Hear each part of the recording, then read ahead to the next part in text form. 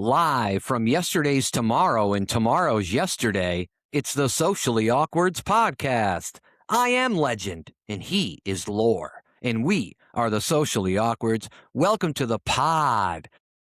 Before we get started, Brandon, today is Season 1, Episode 40.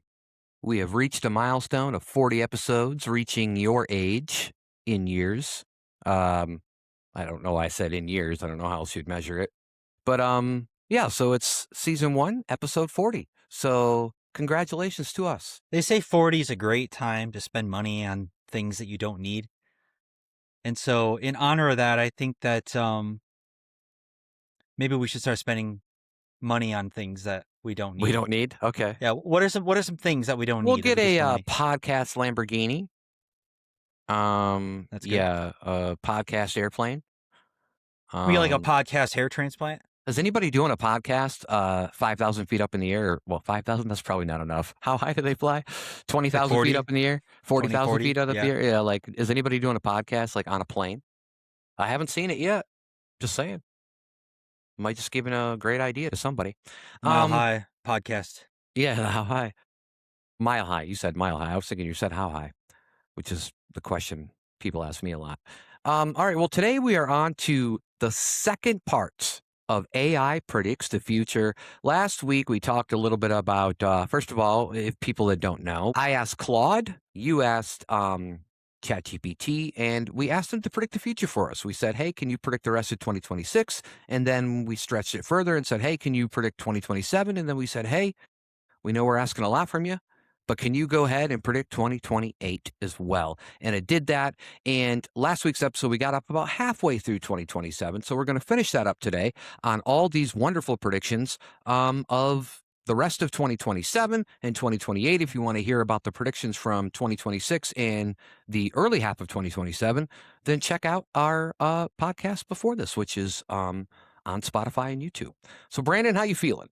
I'm feeling good. Let's get into it. 2027. Let's do this. Yeah. All right. I want to start with something that I think is cool. All right. This is a medicine prediction or biology and medicine prediction from Claude.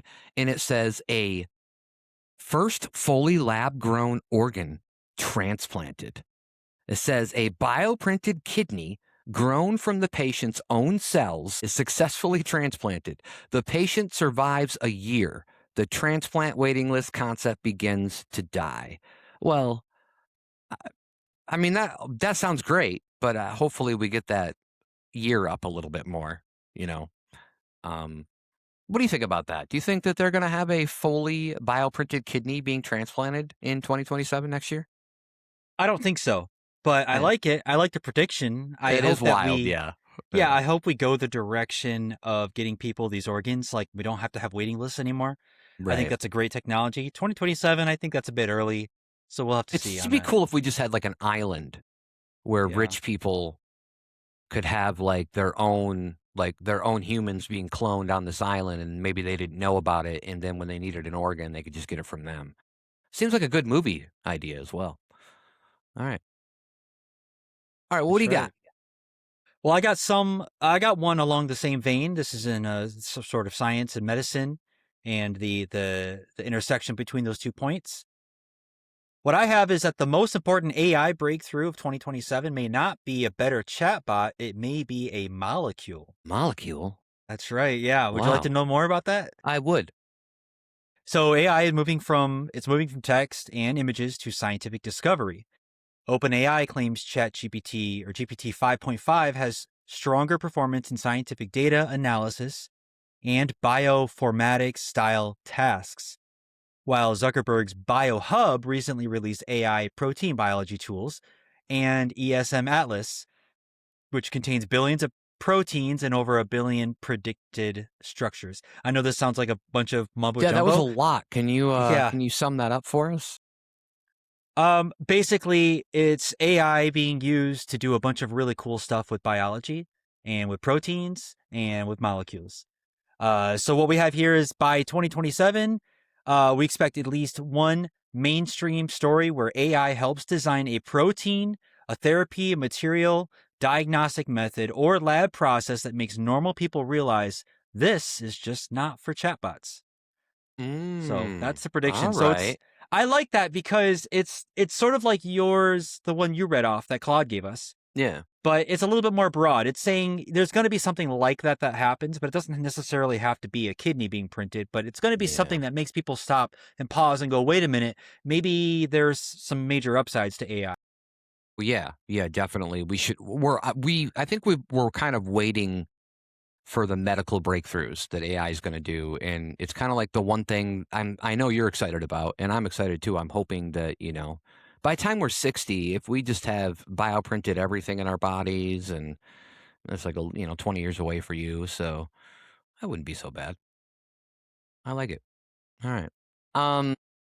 Well, mine is a physics and now I have one for physics and energy, and this says solar plus storage hits parity with gas everywhere. The economics fully flip in every G20 nation. New solar plus batteries cheaper than new gas. The fossil fuels lobby's argument collapses, but the infrastructure takes 20 more years. How close you are, or how close do you think we are to that? I don't know. Um, it's hard to say. I want to hear your opinion on it. Well, I don't know a lot about because it's talking about solar, like I guess like the battery. They're referring to solar energy, right? And then what the battery to hold the energy. Um, Now I've always heard that like lately, that solar and wind power is cheaper than gas. So I'm a little confused by it. Um, so maybe I don't know everything I should know. I see. Is that Well, not right? I think that so it this may be worth fact checking later, but I Right, think right. that maybe when you incorporate the cost of everything of the manufacturing of the solar Okay. and then the gas to transport it, like if you do like an all inclusive summarization, maybe there's something where the metric comes out that it's still more expensive because our gas industry is like our oil and gas industry is very It's very it's very old. fluent. Yeah, And it's already been set up. Everything's in place, so we know what we're doing. Yeah. yeah, exactly. So I think that there's probably some costs that are higher there for these new technologies and maybe and so what it's saying is that in 2027 we should see that the prices actually flip to where like even if you factor in all these little things around the edge.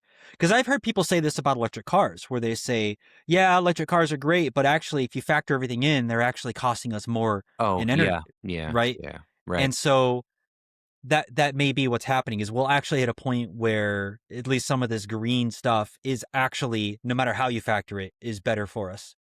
And What that's a would you great, yeah. Sorry, yeah, it's a good thing. But what would you say to the people who say that solar power only works when the sun's out? Well, that's Because true.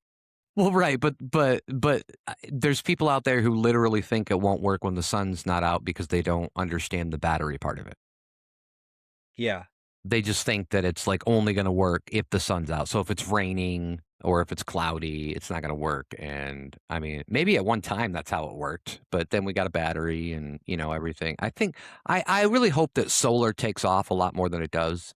If you look at if you've ever looked at the deaths per megawatt hours or whatever it is, and it might be a different metrics, but it's actually talking about how much power comes out compared to the deaths that being in that industry causes.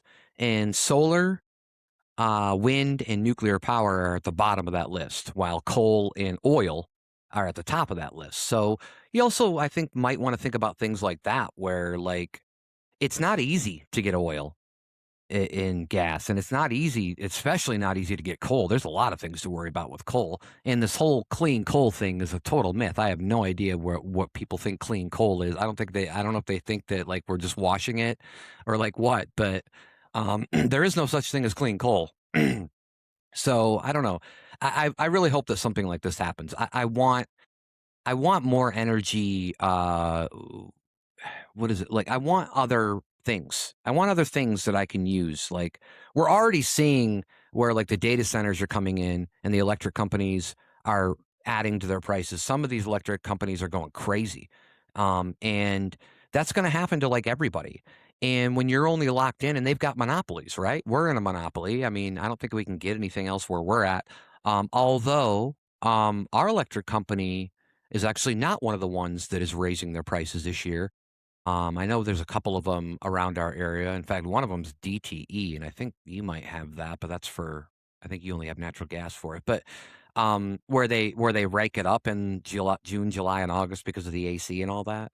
So I would just love to have more options. Basically, I would just love to be able to be like, okay, or sustainability. If you could spend a few thousand or how much it would ever take to get a solar kind of system set in place. Up here, I do realize that where we're at, we're getting less sun. So, whatever you can do, even if it's a backup, because a lot of people have generators. It's nice to have backup too.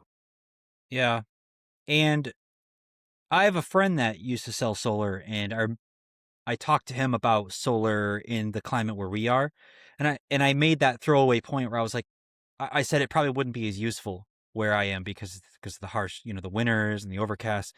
And he said that I would be surprised at how effective it could still be, even in Nice. even in our northern When you don't live in climate. Arizona, it'll how That's effective it can still be. that's right. Yeah, that's Yeah. right. All right. Yeah. All right. What do you got? Well, I have one that falls under the category of climate and natural disasters here. So Mm. my We're kind of jumping around for everybody. We're not really following a theme because Claude and GTPT aren't exactly. They were keeping up kind of the same subjects last time, but I think they've kind of diverted a little bit. So we'll be jumping yeah, around for anybody listening. But go ahead. right. You have one on what you said?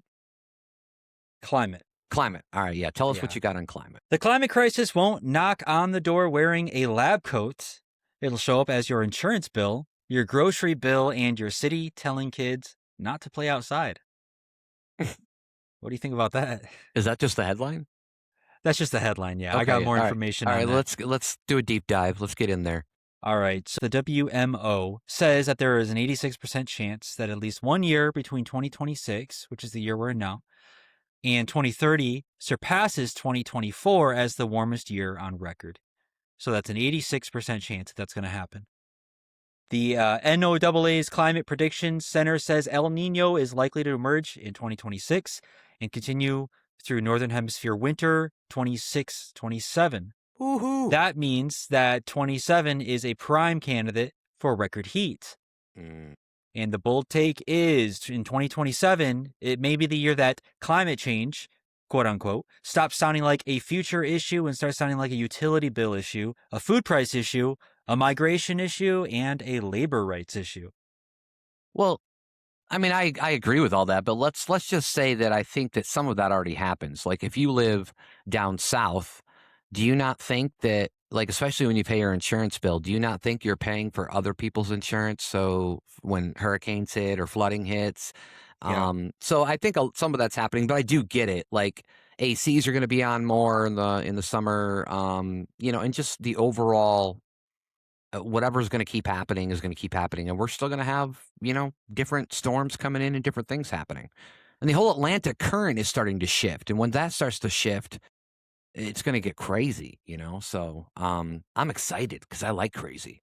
Yeah. This sounds like actually next year sounds like a year for you because you're gonna be like a baked clam because you're gonna love those temperatures unless it's unless it's like 101 and then you're not gonna Well, like them. the problem with the climate change, which even when it's warm, you still have localized areas where it can be colder than normal. And so it's Right. like, I don't know. I think I Like your think even freezer.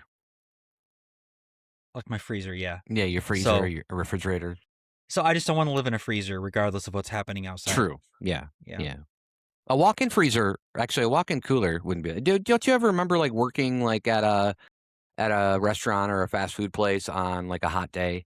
And spending time in there, just And you go into the freezer and you see how long you stay right. in there until you start shivering. Yeah. And then you come out and it feels so good. It's the best feeling Oh, in I the know world. it is. Yeah. It's pretty nice. It's pretty nice.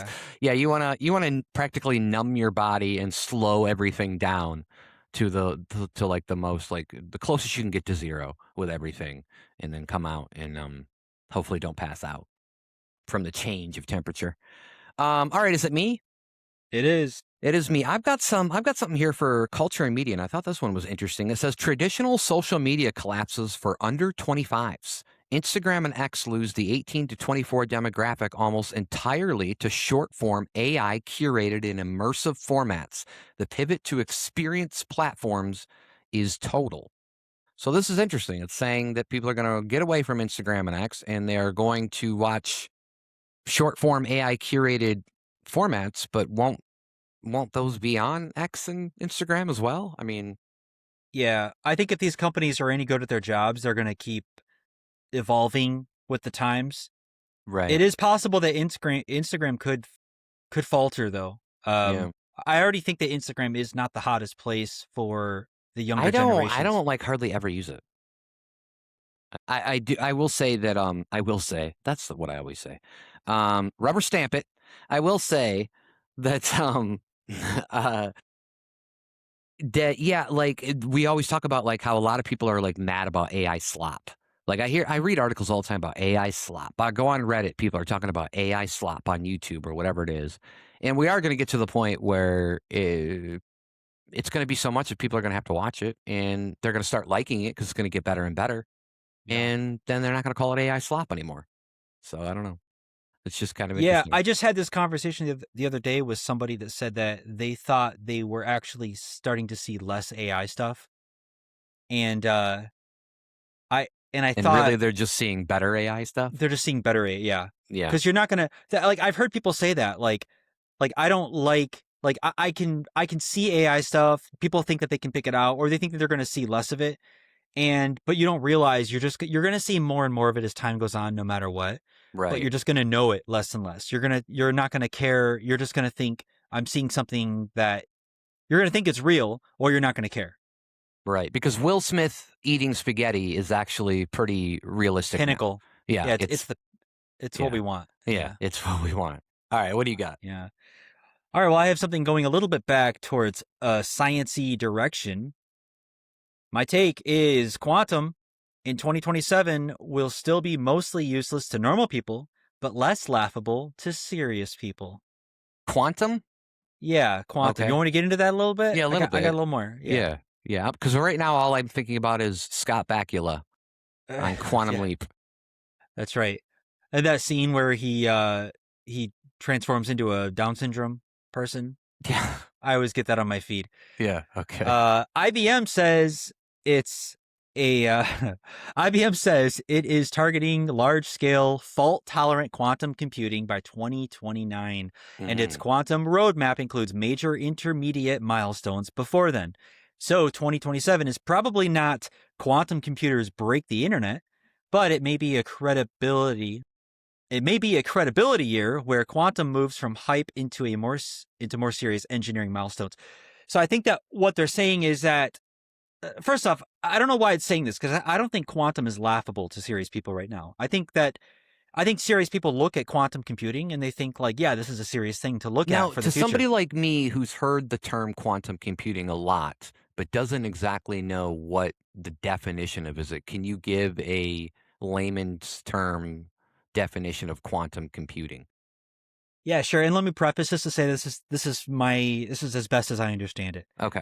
So standard computing works where if you take all the code and you go down to the base level of the code, you get something called binary, Okay. which is basically ones and zeros.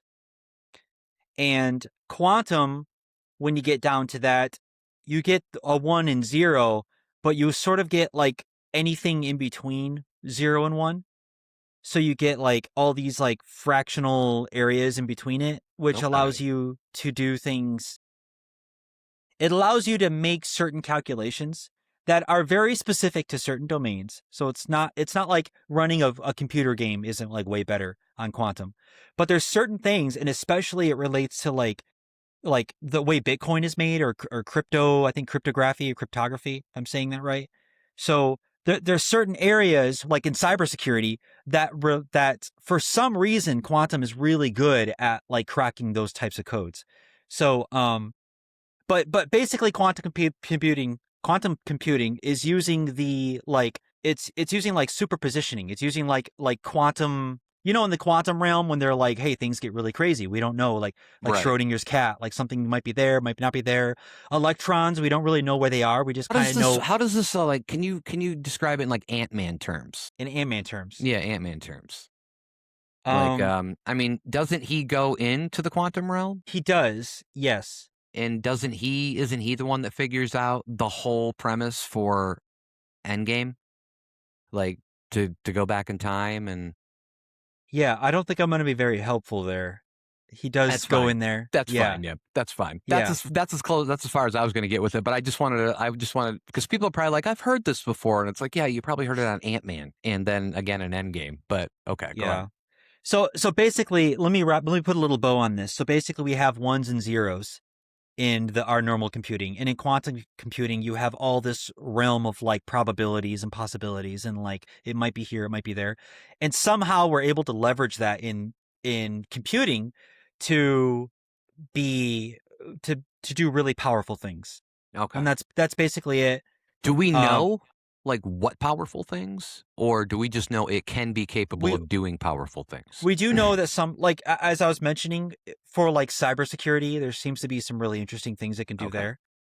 And there's probably some interesting things it can do on the edge of science or bioscience or like some sort of ways that we can compute things that it might be good there. But Okay. if I had to guess, I would say there's probably other frontiers. There's other areas that this is going to be really good in that Yeah. we don't even know yet. We haven't even Porn. discovered. Right. Yeah. Is it there or is it not? Who They knows? yeah.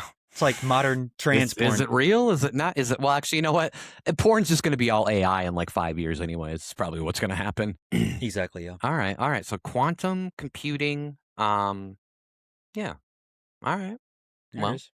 it's there. You double bagging it? Has that been double bagged? I'm just going to single bag it. Oh, just single Yeah. bag it today, huh? It's Like not that Lance exciting. Armstrong. I think we have another 5 years before quantum is on everybody's talking about it. Okay, so if Really. you single bag it, it's just not as interesting as you want it to be. You know what I'm really hoping for is a triple bag because that We'll get means there. yeah, it's We'll get there. Wait till crazy. 2028. Stay Yeah. tuned. All That's right. coming later. All right. I love that triple bag shit. That's what you do when she's really ugly. Okay. So a major U.S. city goes effectively bankrupt in 2027. This is Claude's bold pick. It says not Detroit 2.0, something bigger. A city that was supposed to be fine, remote work, tax-based collapse, pension obligations. The federal bailout debate is ugly. Wow, bailing out a whole city. Um, What that'd be city? interesting. What do you Well, think? it's Claude didn't want to get into specifics apparently. But yeah, let's think. I mean, I don't know, like what city I don't know. I don't think I know enough about I mean, I know cities, but I don't know enough about what they're doing that, the different programs or policies that each like a city has in place that would do this. Um, do you have any ideas? I mean, I don't know. Cleveland. I'm just gonna say the next Yeah. major city close to Detroit. It seems like it's always a Midwest city. I will say that. So maybe Yeah. it'll be Chicago. I don't know. Chicago. Maybe like a St. Louis might work. Maybe a St. Louis. Yeah, Maybe a San Francisco. That could be on the list. I don't know. yeah. Nellie's hometown, St. Louis. All right. Um, Rice Roni. that's good times. All right. What else you got? The next generation of filmmakers may Ooh, not ask permission from studios. They'll render the studio in their bedroom. that's What does that great. mean? I love What does it. that mean? I love Yeah. it. That's just like remember like 20 years ago when it was probably about 20 years ago, maybe 25, when all of a sudden we discovered that we could get programs for our computer and just start making our own music at home, and that was basically like having our own music studio. So, and people do have, there is movie studios. I guess there's like Vegas movie studio and stuff. So I guess there is something like that, but this sounds like it's going to be much bigger and better. But go ahead You and, know, sorry, go ahead. people, I just had this idea that people like to talk about AI and movies and like how, there's a lot of slop out there and they're worried about it. But what if we saw movies go the way of something like music? Because think about this, like movies take a long time to make. They take millions of dollars. Yeah. And there's only a few ways you can see it. Like you got all these streaming services, but you're paying money and you're seeing like a small collection of movies.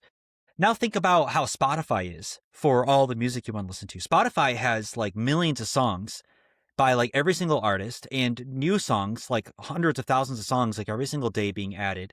And Mhm. you can listen to whatever niche song, you can get down into certain categories. So imagine if you were able to have like Spotify for movies, right? So you just have you have a curated collection of really great movies that you can put on a playlist and just never get bored of it because every single one is a banger. And maybe in the future when AI makes making movies cheap, people will still go out of their way to make high quality movies, but you'll be able to have a lot more of them curated on a constant stream, like on a service like Spotify, where you just have a million movies and you have your playlist. You can put it on. Maybe you want to watch a bunch of short movies, or maybe you want to put on some blockbusters. So I think that would be really interesting because right now there is sort of this like classic. I mean, we have streaming services out there, but movies still feel like this like gated, tunnel that everything has to sort of Right. pass through to really make a big feature length film. And that's What what I'd like about to an see. AI streaming platform That where would it's be just great. all I would AI? love to see I'm that. assuming Yeah. that's coming at some point too, I probably. would love to see it. Well, let me read the rest of Yeah, my thing here read because it I up. just read the tagline. Yeah, yeah. We got excited too quick. I know a fully Premature AI. ejaculation. Is that what it is? That's what I heard. I've heard of it. All right. A fully AI generated feature called Dreams of Violets premiered at Tribeca in 2026, reportedly made by one creator over 2 months on a $2,000 budget. Damn. Yeah, so Dreams of Violet? Dreams of Violets. Dreams of Violets Violets. pluralized. I I might have to think look that up. did I see this? Dreams of Violets. Is it a porn? I don't know why I'm going to No, ask it's him. I'm not a going to ask porn. that I with everything. saw an AI movie a while back, and it was a few months ago, and it was so good. No, mine was called Patch Right. It was called Patch Right, the one that I saw, Oh, that's which right. was Yeah, you were it talking was on about that. YouTube. Yeah. Yeah. So Dreams of Violets.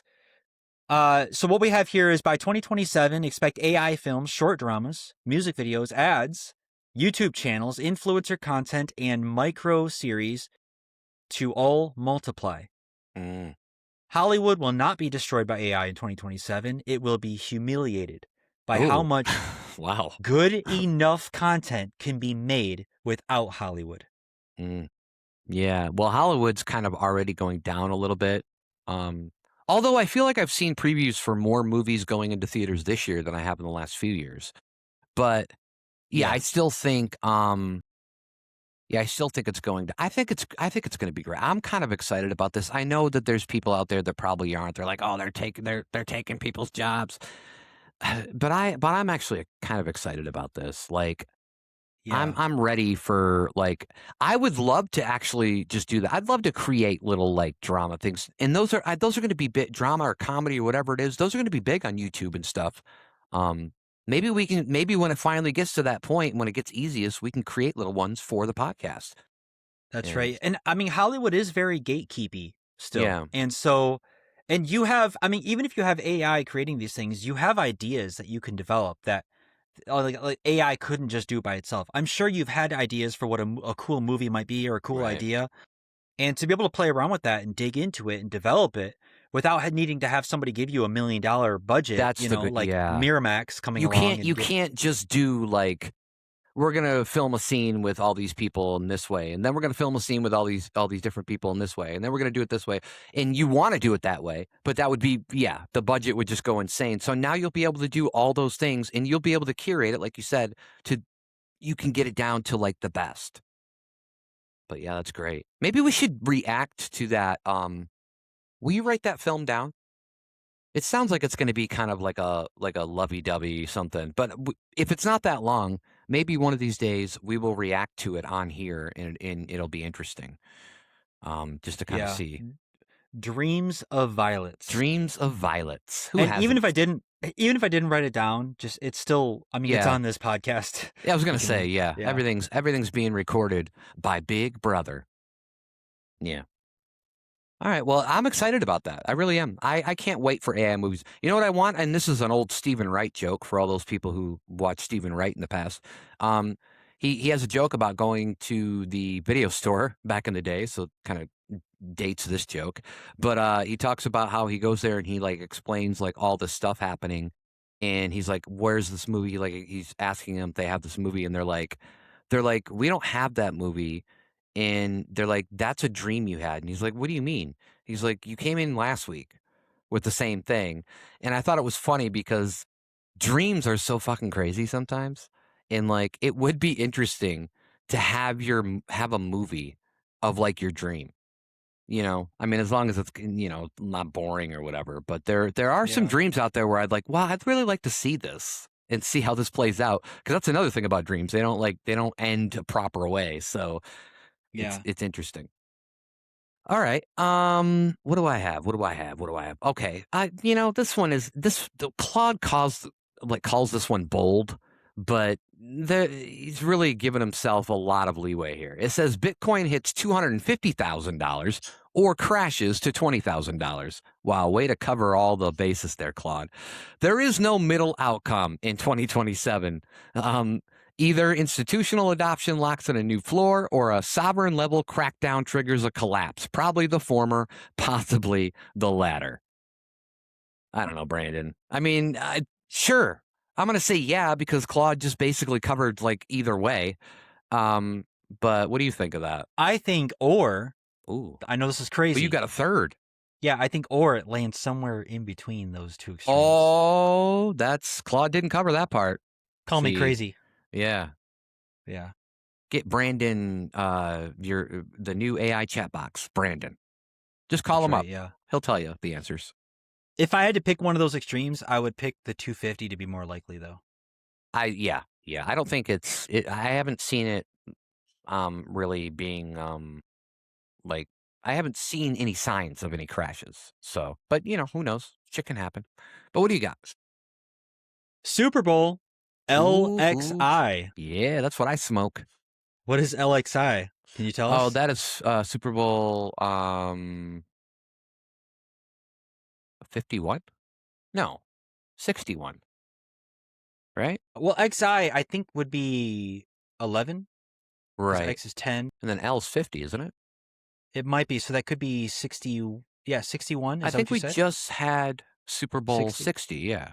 Yeah. Yeah, that sounds about right. Super Bowl 61. Let's go with that. Yeah. 100% double bagged, triple stamped. It is scheduled for February 14th, 2027 at SoFi Stadium, SoFi, in Los Angeles. And the FIFA Women's World Cup runs from June 24th to July 25th. Can I say it? Whoa. 25th, Whoa. 2027 in Brazil. The first time the tournament is hosted in South America. Okay, so why are we bringing all this stuff up?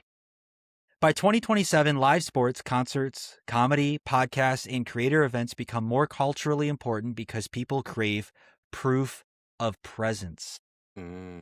In a synthetic media world, the most valuable entertainment format is a real thing happening right now.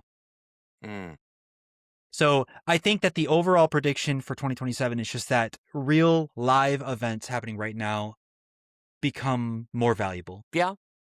I mean, I could see that, but where are we going to get to the point where AI can create a live event that looks like the real live event and play it on the same day of the live event at the same time? Yeah, I guess that kind of sucks. All right, move on. All right. I have an AI company is worth more than any other company in history. By market cap, an AI native company, not Microsoft, not Apple, becomes the most valuable entity humans have ever created. It takes 18 months to get there from funding. Um, I don't know. I don't know either. What did SpaceX just buy? Cursor? That was like today, Yeah. I think. Cursor AI. I don't know much about Cursor AI. But yeah, like I don't know if it's gonna like you probably have more of a grip on this than I do. But do you think that's gonna happen in 2027? I don't think so. I mean, I think we already have who's at the top right now? SpaceX, they just IPO'd. Yeah. I think that it's not going to happen. And here's the reason why. I think that what I just saw happen with Anthropic, where the government it basically just told them you can't run your model, you can't run your strongest model anymore because it's a security risk to America. I think that there's something about that worries me for large monolithic AI provider companies. Yeah.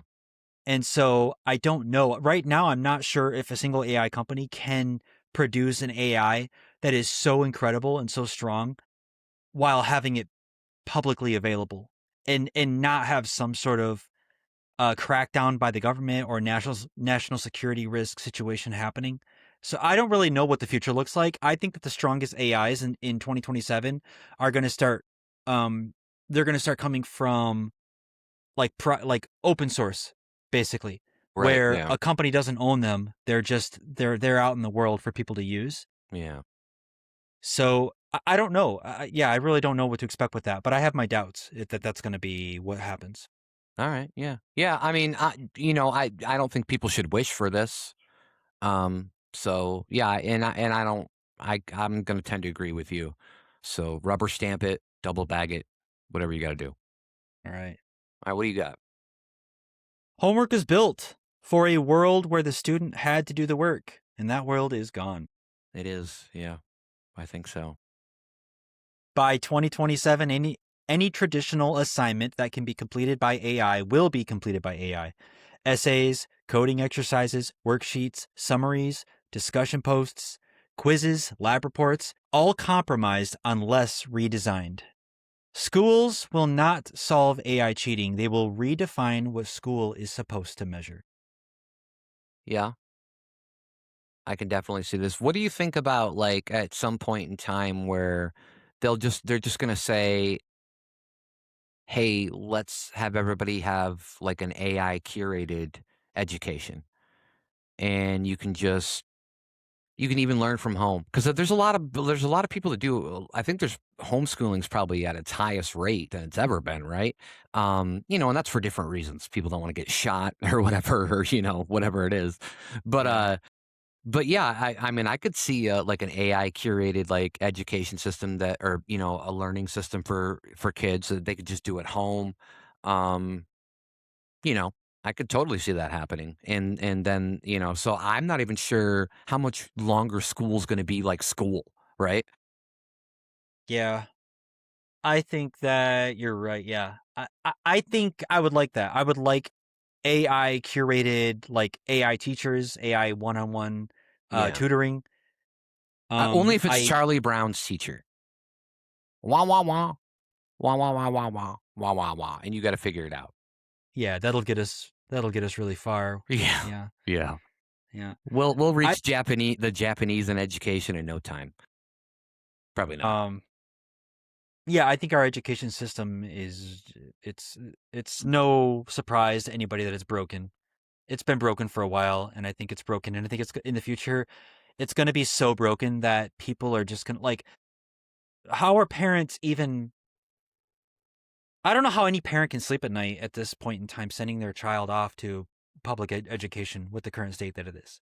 It's tough. Yeah. I don't know if I could. Yeah. I mean, for It's numerous reasons, not just because of like the violence and stuff, because that's actually not.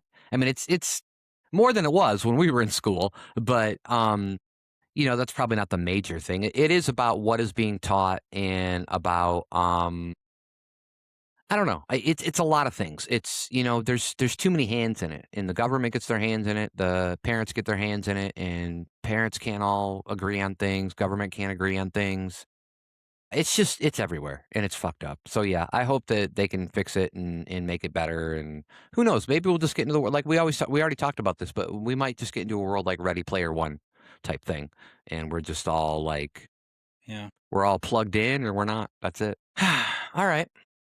Yeah, I've I'm wondering if education. I mean, I'm still stuck on that topic in my head, but I'm wondering if it'll even exist. Like, there's a part of me that wishes that, like, thinking about myself, if I have kids in the future, it's like I don't even know if I want them to go to any formal education. Like, I really don't. And I'm not even saying like it's not that I want them to be homeschooled. Like, I don't even want them to be homeschooled within the current standards that they're supposed to be homeschooled in. right, Like right. I almost want the entire like system that we have designed that we have to fit everything into to just not exist and for just to have blasé education and just to say if your parents want your kids to be stupid, let them be stupid, and if your parent, if you want your kids to be Ooh, smart, then let them go off and be smart. That's what I think, because I think that the stupid kids, I think that schools are Problem catering. is those stupid kids are going to grow up and they're going to be stupid voters. That's my issue with it. And so that's the only thing I don't like. I agree with you on most of the principle of the whole thing, but I just don't want. I feel like have you seen the movie Idiocracy? I have, yeah. Yeah. So I feel like we're getting. I mean, that's really bad, but I feel like we're getting to that point, and I just don't want. But do you think that our education system is making better voters? No, probably not. But I just don't know if I want a whole like would you describe it as blasé? Like I don't know if I want like that. I Yeah, want yeah, I mean, yeah. I that's why I'm saying like a curated AI thing. I want the government to be less involved. But if they've got to say, okay, this is what you need to graduate or whatever the hell you're gonna call it, then yeah, some kind of system. I do want them to go in maybe it's not we don't really have to call it like I mean, we can call it homeschool, but it's not really gonna involve the parent. Where homeschooling now is like the parent's the teacher. Well, Now it's more like, why don't we just make voting and have an education requirement? well, dude, you got me in on that. I'm for that. I'm There we for go. it. But Get rid of education. Get rid of the rules around education. Let it be blasé. And then make it so voting has an education requirement. okay, But so make it so that the requirement is still able to be reached by the broad populace using government programs if they wish to right. educate themselves. But I mean, I get it. And I love this idea. But here's one thing I want to say that first of all, how many Americans do you think could pass the citizenship test right now? I have no idea. Because I would say it's going to be under Yeah. 50%. Yeah, it's probably like It's 25%. yeah, it's probably pretty low. Now, here's the other question for you because I don't want to get too much into the politics of it all, but you are more of a conservative than I am. And if only educated people like if now granted this might not be the same as a test, but if you're talking to like college educated people, if they only voted, who would run the government? If only Progressives. Yeah. progressives. If only college educated people voted. Well, I'm not saying college. I don't think it should require college level. Right. And I realize it's different because you're just talking about like a test. And that Yeah. could be a different test. And really what the test should be about is probably it's not going to be a test like do you know what 5 plus 5 is? It's going to be more of like, hey, do you know the policies and do you know the issues, right? But whatever issue or are you thinking of something else? Like, are you thinking of general knowledge? Or are you thinking? I Are don't you know thinking of because specific knowledge to like that case? well, the thing is that now I'm starting to wonder if there should be an education requirement on voting because if you like if I go to another country and I come across if I come across like a tribal clan that doesn't have That a would be sense of gross education, if you came it across them. if I can Yeah, okay, all right, okay. okay. I'm just letting you know. So They might not accept that. so yeah, so if I'm frolicking through the jungle and I happen upon a group of You do that often. I know you a frolic group through of the jungle. people that are tribal in nature, Gotcha. Yeah. they're not going to have education in the sense that I think of education. Right. Right. But they're going to still know what they need they're going to vote for their own best Right. interests because they know what they need. I need more food and we need more shelter and we need more of this. So it's Right. like I actually don't know if I am in the camp of requiring education because education is a filter. Like if you have a country of people that are uneducated, they still know what their pain points are. Like that you still know if you're not making enough money at your job. Right. Right. But I'm thinking about like easily people who may be more. So I guess maybe it's not an intelligence test, but people who are more easily swayed. Because with AI and the way politics is going to be in the future, I mean, they're going to have things. They're going to have AI curated content coming at them all the time that involve politics and who to vote for and all that. And then of course, another thing that we could be against it for is because we don't know who's going to create this test.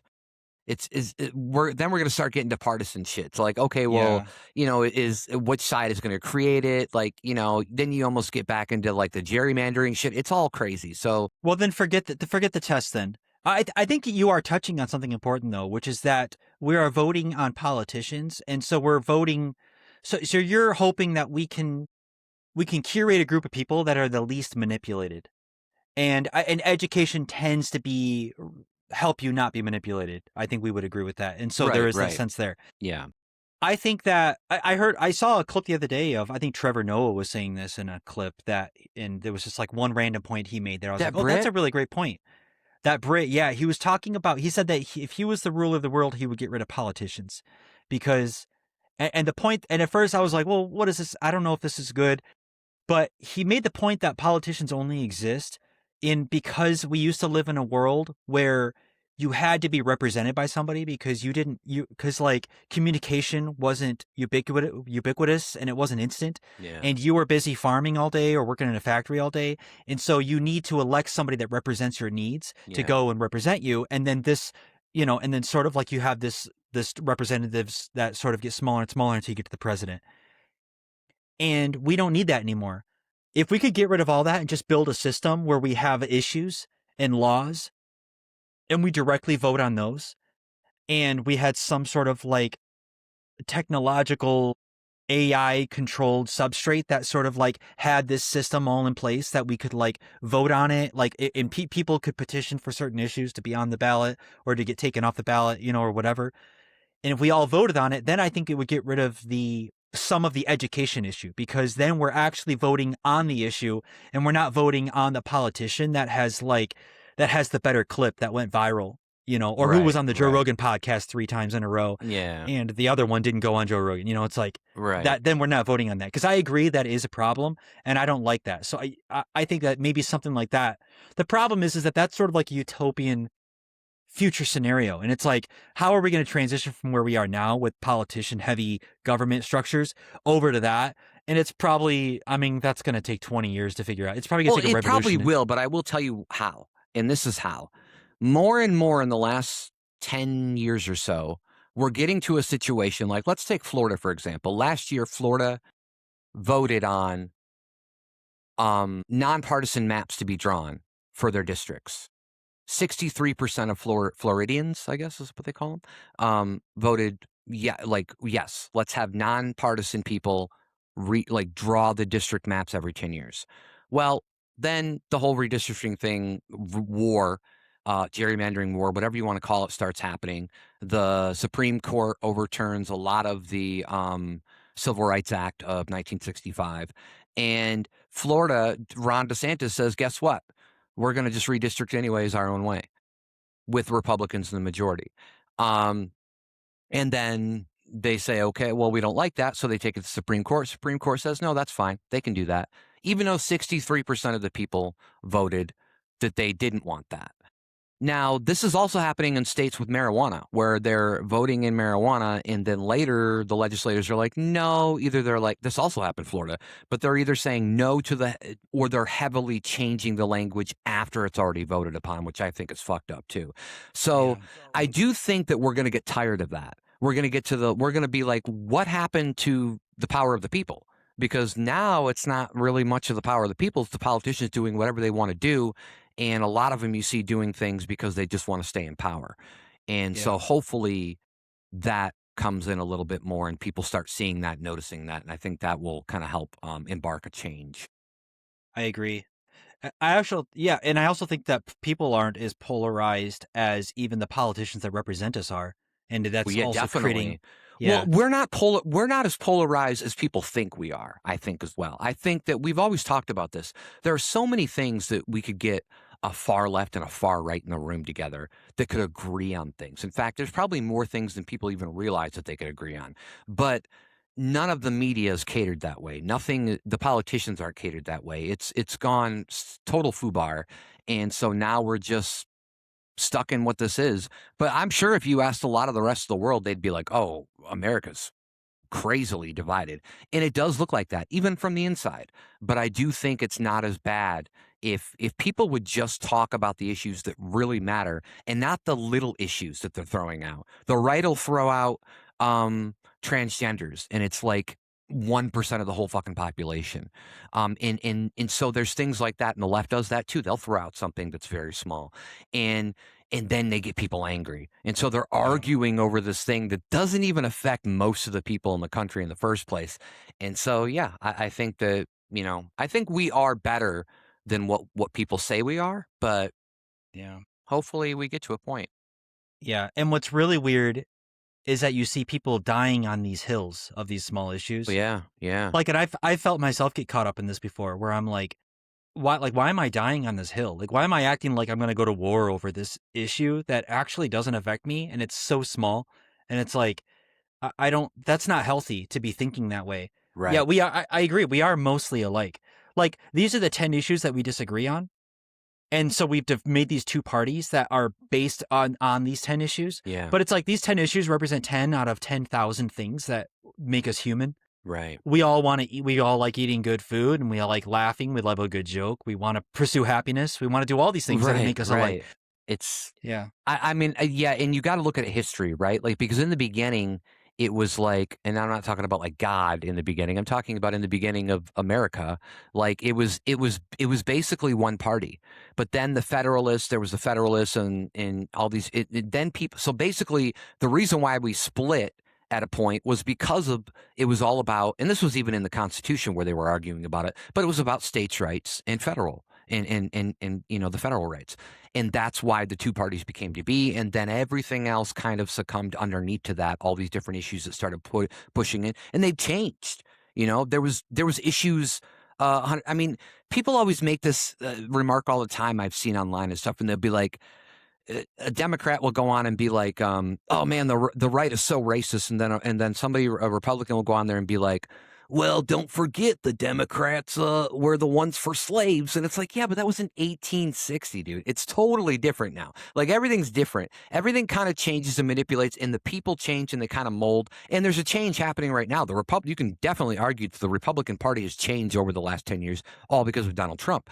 So, and the Democratic Party needs to change, or I don't think that they're going to fit into this new world because there's still a lot of establishment and corporate Democrats out there.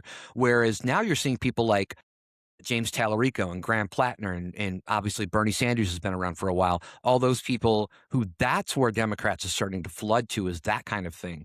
And so, yeah, it's crazy. And I think that like we said, we're more aligned than people think. And really, it's really rough to watch sometimes of how many people are going to die on that hill, like you said, and it's crazy. You watch a Jubilee Surrounded, and you're like, oh my God, some of these people with their thoughts, and you're just like, oh boy, it's hard to watch that show sometimes.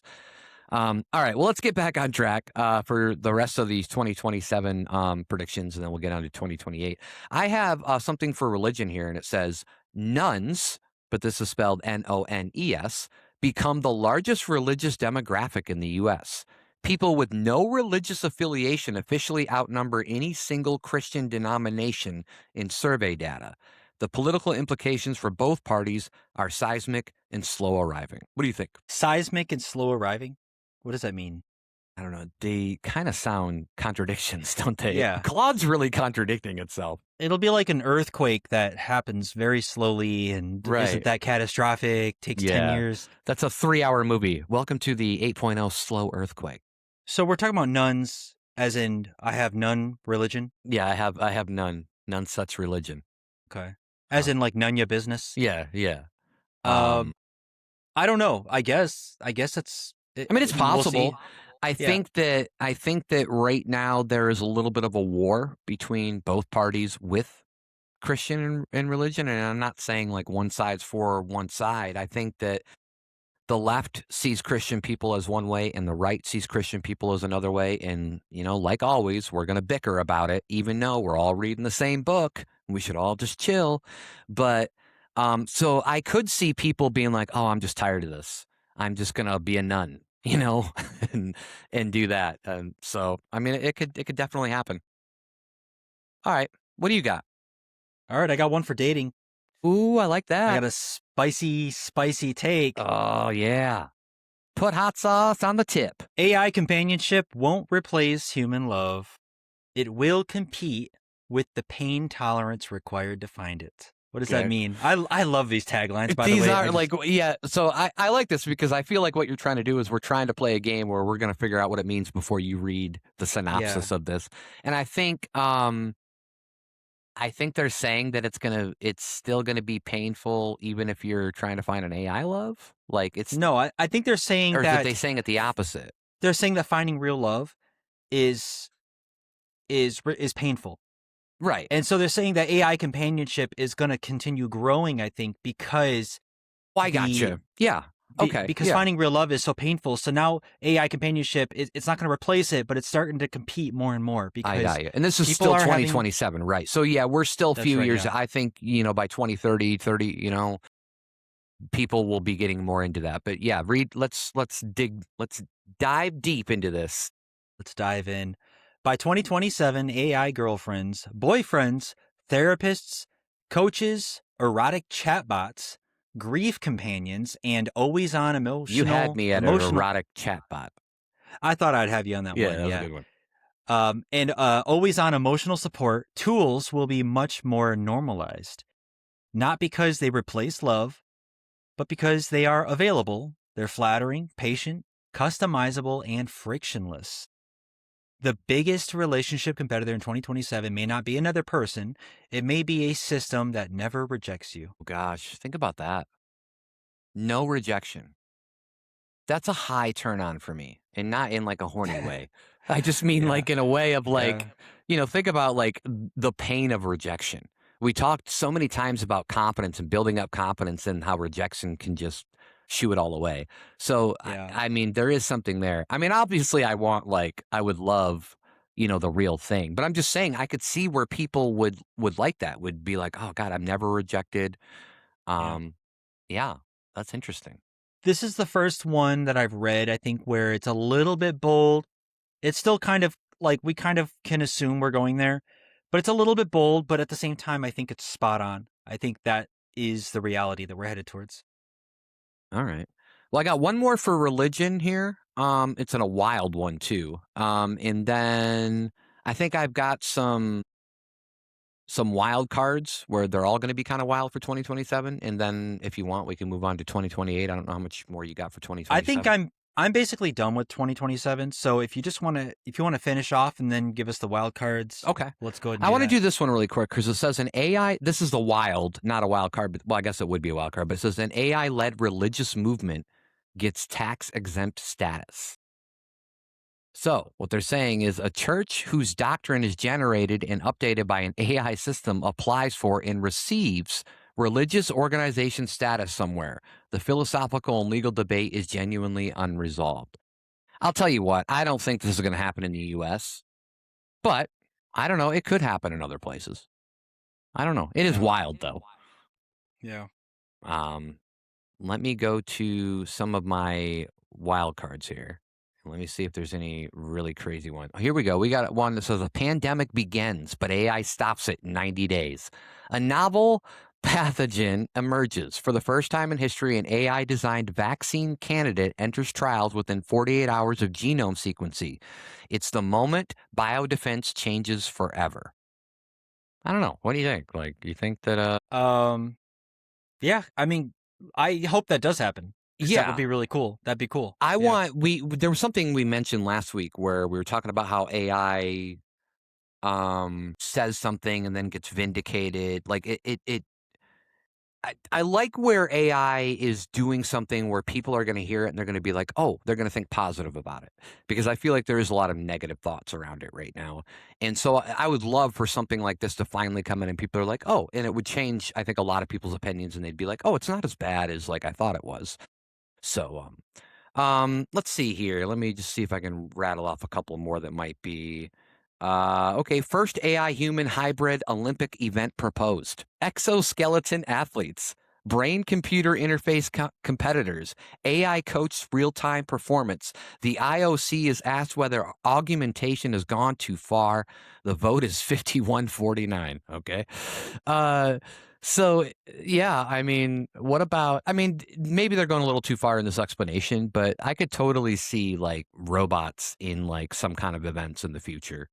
Well, China has I don't know if it's an annual, I think it's an annual thing where they race robot. It's a race where people can submit robots to race Okay. and they run.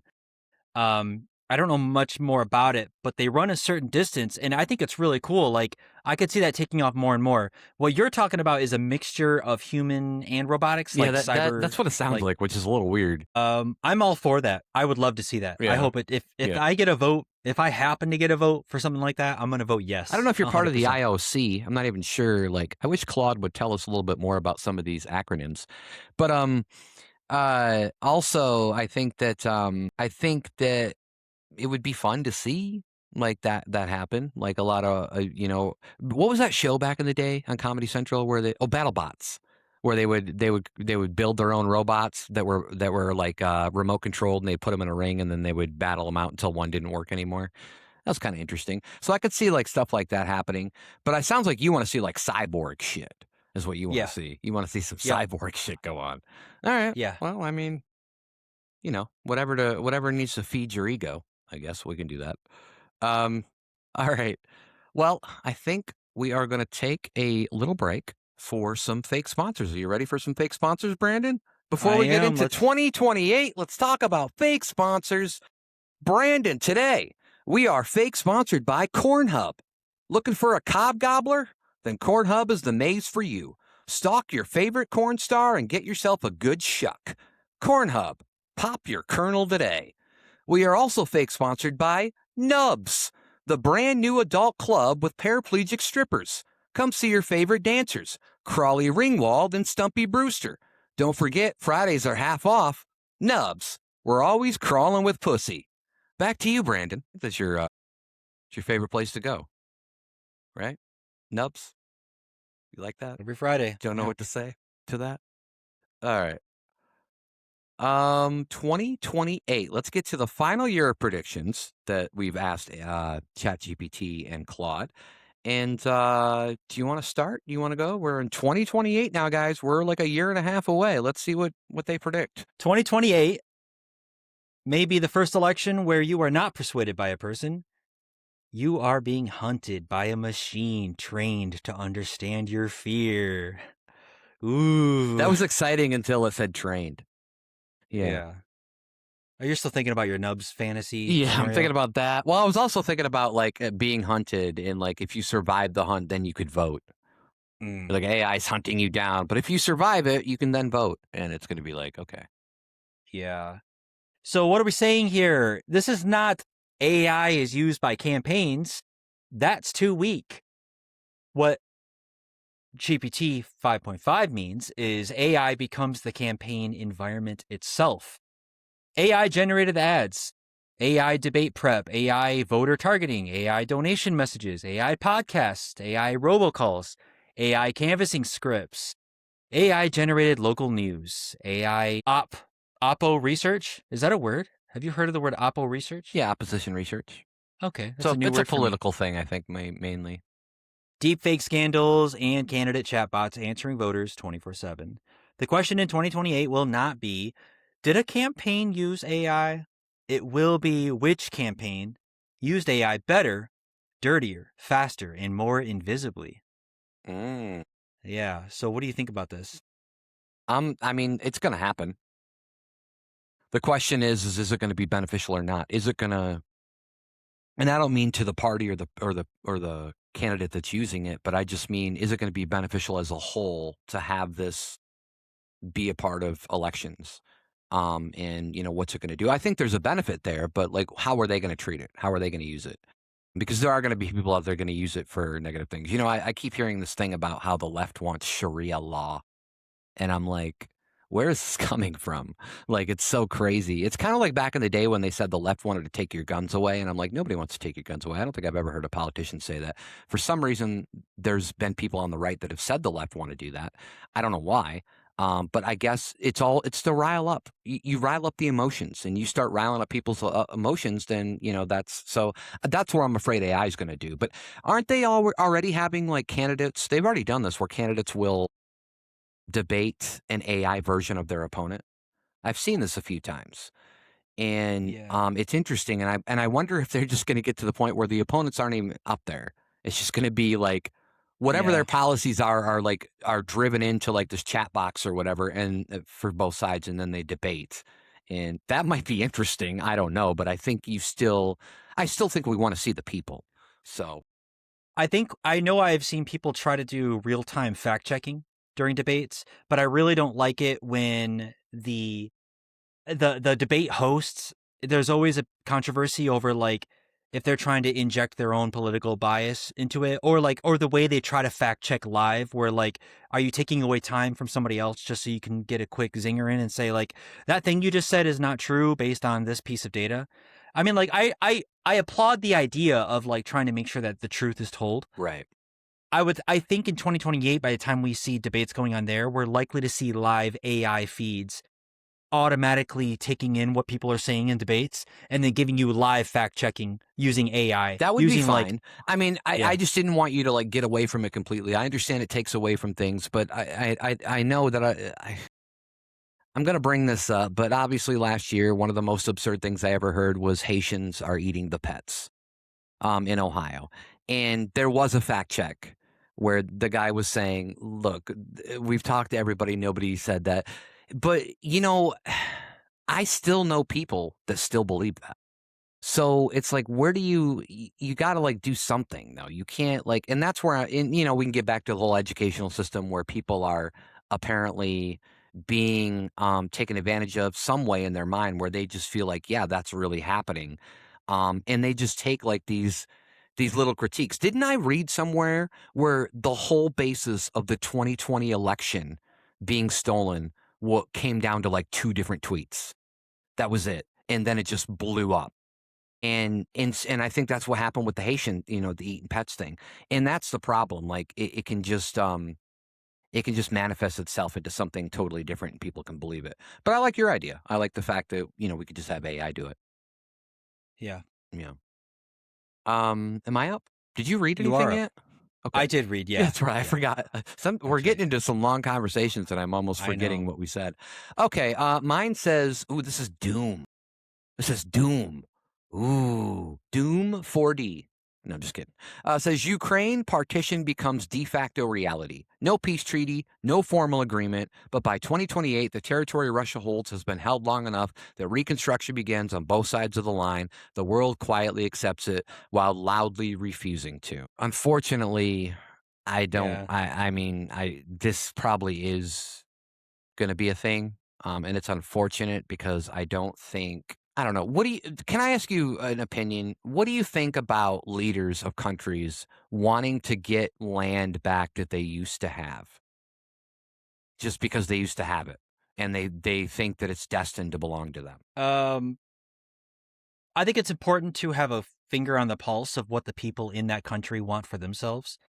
I think as a leader, you could be deluded into thinking that they do want to be brought back into the fold, or that most of them do, but some of them don't. So you just have to try to liberate it. So I don't know what kind of information, like for example, we're talking about like Putin in this example. I don't know what kind of information he was fed if he was led to believe that it would ultimately be better, not just for Russia, but for Ukraine to be Yeah. brought back into the fold. And I like to think that the most positive and interpretation of that is that he was misguided, misled, or had just a bad idea of how this was going to turn out. And he thought, I got to believe that he thought it'd be better for everybody, because he thought we'll be more powerful, we'll be more unified. Except for Ukraine, it wouldn't be better for them. But you mean just his country? It'd Well, be better for I bet you Putin did think it'd be better for the people of Ukraine. Possibly. I do know that he's had this idea in his head for 25 years. Putin was actually like a product of Miguel Gorbachev, who was one of the peoples who stopped. Like we officially ended the Cold War, and Gorbachev kind of made the Russian what it was in like the new economy and stuff. But then there was a lot of black market things going on, and then Putin was kind of Yeah. like underneath him, and then he kind of won. And Putin's kind of had this idea for 25 years. Now, I agree with you. I do think that you do wonder, like, what's in somebody's head. Like, you do wonder, like, who's telling you this? Is this out of your, did you just come up with this on your own? But I do have to say, like, we can't just let everybody do it, right? Because if we were going to let, like, the world would be totally different. How much land has been owned by other people. Like there was a time where the land that Putin wants to own that was owned by the USSR was owned by other people before USSR even existed. So where are you going to like draw the line? Let's talk about Texas for a second. What if Mexico and said, "Hey, we want Texas back." It's like, so you just have to think in Mexico, for Mexico, you could see where all of them would be like, oh, that'd be really great for us. That'd be great for our country if we got Texas back. We'd be worth a lot more. Our GDP would be higher. We'd have more people. We could do a lot more things. But obviously the Texans probably wouldn't want to become Mexicans. And the US would be like, Yeah. yeah, we don't like Well, that. if Texas was its own country, maybe Mexico would have done that. That is true. And there's always talks about seceding, right? Between different states and even places in Canada talking about it as well. But all right, what do you got for me? Well, I have more politics. I think this one is a little bit interesting because it talks about Democrats and it has an interesting angle, which I think we've talked about before. So I'm interested to hear Well, they're your always take on on an it. angle, ladies. Sometimes they're straight, but sometimes they're on an angle. Yeah, sometimes. Politicians, yeah. The Democratic field is already being watched as wide open, with potential contenders taking early steps for 2028. My prediction, the winning Democratic message, if they are smart, will not be grand ideological revolution. It will be something closer to, can we please make life feel less insane? Cost of living, stability, institutional trust, reproductive rights, climate, corruption, AI, jobs, and the rule of law all get bundled into one emotional pitch. Normalcy with teeth. So the bold take is the 2028 winner may not be the person with the most exciting vision. It may be the person who makes most Americans feel like they can exhale. I don't know. Look, I'm a more progressive Yeah. voter. I'm going to say that right now, but I think what the Democrats need is they need a version of Trump that's not Trump, if that makes any sense. They need Yeah. somebody that's kind of on the out, like that. When Trump began, he was like the outlier, right? He was the outsider. Now he's pretty much part of the establishment. But when he started, like I could see the allure, I could see like all of that. And I think the Democrats have to, I mean, not necessarily go like out of like, I'm not talking about like, let's nominate Dwayne The Rock Johnson or something. What I'm talking about is like, it's going to be a different platform for, and maybe that was kind of mentioning that too. But the Democrats are going to go towards more, and I want to say this in the way where people aren't going to think that it's bad, but they're going to go more into the democratic socialism realm. And before people go crazy, that has nothing to do with socialism the way Mussolini did it back in the day before World War II and all that stuff. This is a different type of socialism. And it involves a lot of the socialist programs that we already have, like, police and fire and EMS and all this stuff. So I think that's the route they're going to take. They do need a candidate. I don't know about the whole, because didn't it say like it doesn't need to be like, basically it doesn't need to be a flashy candidate. It can just be like somebody who's kind of like, I don't know about that. I think we do. I think it's going to be really what sets in right for me right now is whether or not the 2028 elections involve Trump, because in my mind, he's they've asked a bunch of nominees of him in Congress what they think about him seeking a third term. None of them will answer questions.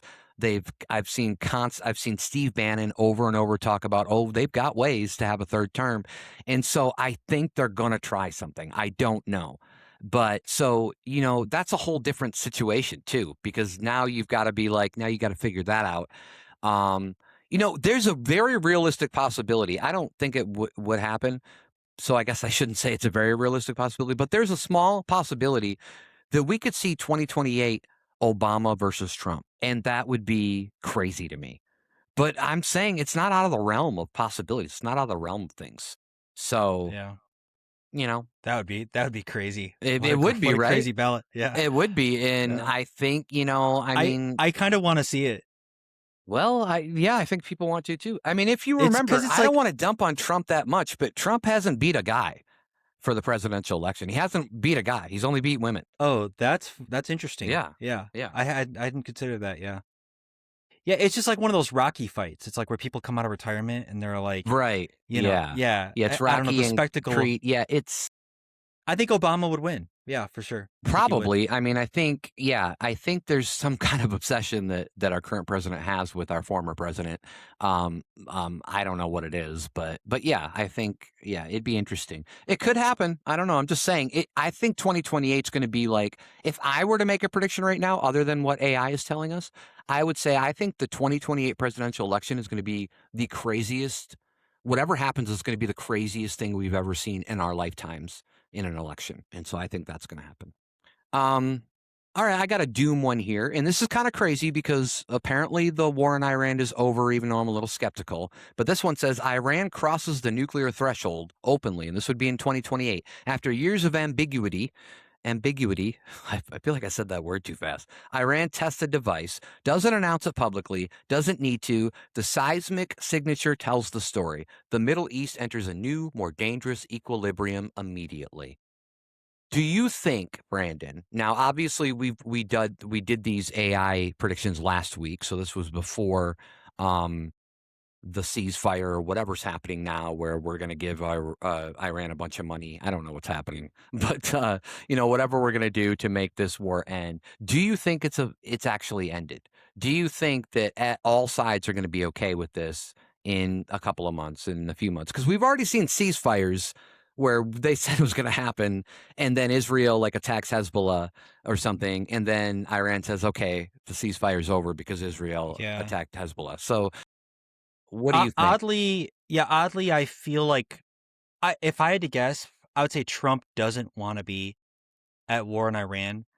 But I don't think we can trust Israel to keep us out of war. And I don't know what to do. And I'm not saying like, and I don't know all the details. So I'm not one of those people where, because there's a lot of Yeah, we're not bandwagoning, war consultants. We're just like, this is our own information, our own opinions. yeah. And like when it comes to Israel itself, like, I don't know all the details. Like, I know there's a lot of things where it's like, it seems like we're like, here's a ceasefire, and then Israel fires missiles, and we're like, hey, what's going on? Why aren't Yeah. we ceasefiring? I heard a Um, rumor that he was like cussing and swearing at Netanyahu on the phone. Like yeah, and after I they mean, had a ceasefire and he was like, "What the I fuck believe are it. you doing? Like why are you bombing Hezbollah when we just said ceasefire?" And that's probably I believe it. appropriate reaction. Definitely. Like don't fuck If up our ceasefire like that. if there's one actual thing, and I don't know why I believe it exactly. I can dive into details, but I actually believe that Trump would rather not be in wars. I think he would rather be doing business dealings and wheeling and dealing, making money, that kind of He stuff. seems to like that I kind of stuff more. He's definitely happier about that kind of stuff. Yeah, I don't think he actually likes. I think his arm is being twisted by people in general saying you have no other choice. You have to go into Venezuela and take this person out. And I mean, like, all things considered, the Venezuela thing was like, that Swift. seemed like that went pretty well. Yeah, That went swift and pretty easy, well. yeah. And then after the facts came out, the people there seemed like they were overwhelmingly happy that what was done was done. But at first, when it first happened, people were like, "Hey, what the hell?" And people on the left, especially had a great talking point, be like, like Trump's going crazy, bombing places, and I was like, I don't know what's going on. But then later, it came out, it was like, okay, that was, It was just the I think, boats that I think a lot of us, like a lot of people on the left didn't like. And me personally, I was like, they didn't give any evidence whatsoever that those were drug boats. And it was like, yeah, come on, like, yeah, not to mention it's almost like a war crime to just do that in open water like that. absolutely, yeah. And the way I said that too is not a dig at anybody Right, on right. the No, I left. get I'm you. just I saying get that you. it's easy fuel against I Trump agree. Yeah, and when it first I happened. agree with you that afterwards it looked much better than like what people Yeah. were saying. And I don't think, and like Iran is certainly not shaping up to be that way. I think that it's costing him and the Republican Party lots of points, and and I don't think he wants to be involved in it. But I don't know if a ceasefire is going to happen because I don't, like I said, I don't know what the deal is with Israel. But Right. They're the X factor in all of this. there is a deal with Israel. I just don't know what it is, but there is a Right. deal, Right. and there's something going on. right. Right. And Israel, I think, I mean, what I've always heard is like Islam wants to take over the entire Middle East and Israel wants to take over the entire Middle East. So that's always why there's been a war. Like they don't like each other. And Yeah. now I will say this. I watched a video. I watched like a compilation of videos of Netanyahu for the past 30 years. and there were videos like from every few years, and he was probably like talking to maybe the UN, maybe he was talking to the US, maybe he was talking to his own country, but every video was the same, and he was saying that Iran is close to having nuclear capabilities. Iran is having so he's trying to scare the rest of the world into getting into a war. He wants other people to do his bidding, I think. I mean, they're doing their own things, but I think he definitely wanted the US on their side because we're the biggest powerhouse there is at the moment. But to me, it was like he kept saying this over and over from 1995 all the way up till like now, up until this happened. And it was like the boy who cried wolf with me. It's like, okay, you just can't keep saying that and say that. Eventually, it probably is going to be true. But if you keep saying it, we're just going to be like, dude, shut up. Shut the fuck up. Yeah. Like, and finally, Trump fell for it. Like, he went with it. And for some reason, he, it made a lot of this shit worse, and I'm sure he didn't want to be in that. He didn't want to do it at all, and it is hurting the Republican Party. I think it's going to hurt him tremendously in the midterms, despite the fact that they're trying other ways to like keep power. But I think it is going to hurt them. So yeah, Yeah. I mean, and if all this hadn't happened, I'm not advocating for this, but if all this hadn't happened, and then Iran out of nowhere dropped a nuke on Israel, then there would be. I mean, like, we would be pretty unified. A nuclear power plant? No. I thought you were using nukes as in like how Neil deGrasse Tyson uses the word. I got you. That's a weird way to use it. It is. I don't know why deGrasse has to use it that way. I think he just doesn't like nuclear power. Yeah. I think he's just not there yet. Yeah. Yeah. But I'm saying that if that had happened, if that happened that way, we would be pretty unified in our effort to be like, we gotta like, right and left. It would be a bipartisan thing of like Iran did this like huge egregious thing against Israel. Yeah, and let's say that anybody would. I mean, I think if any country dropped a nuclear bomb on a country that we liked, well, probably any country, honestly. Like, we shouldn't shy away from anything. Like, even if it's a country we didn't like, it's like, even if somebody literally, because there's probably more people that dislike Iran than they do Israel. Even though I think Israel is more involved in our elections, they're more involved in like spying and all that stuff and I think they've done that for quite a while. And the Mossad is supposed to be like the most intelligent spy agency in the whole entire world. So, I do think that, even if like if they dropped a nuke on Iran, we should still act the same way as if Iran dropped a nuke on Israel. It shouldn't matter, right? Like, we should be like, whoa, enough with the nukes already, Yeah. But, all right. Is it you? I think so, yeah. Go for it. Okay, so it says that this is one of its strongest 2020 predictions. This is about that AI in 2028, it will be the year of AI middle management. AI middle management. The first wave was AI helping workers. The second wave is AI evaluating workers. And the third wave is AI assigning workers tasks.